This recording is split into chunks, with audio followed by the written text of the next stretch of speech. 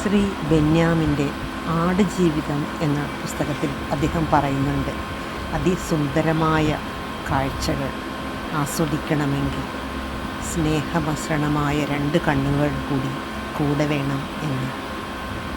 അദ്ദേഹത്തിൻ്റെ തന്നെ വാക്കുകൾ കടമെടുത്ത് പറയട്ടെ, നാം അവനവനോട് തന്നെ സമരസപ്പെടുമ്പോൾ മറ്റു കണ്ണുകൾ അല്ലെങ്കിൽ മറ്റൊരു വ്യക്തി കൂടെ വേണം ഒരു സുന്ദരമായ കാഴ്ച കാണാൻ. അല്ലെങ്കിൽ ഏതൊരു സന്തോഷകരമായ നിമിഷത്തിലും മറ്റൊരു സാന്നിധ്യം വേണമെന്ന് നമുക്ക് തോന്നുകയേയില്ല.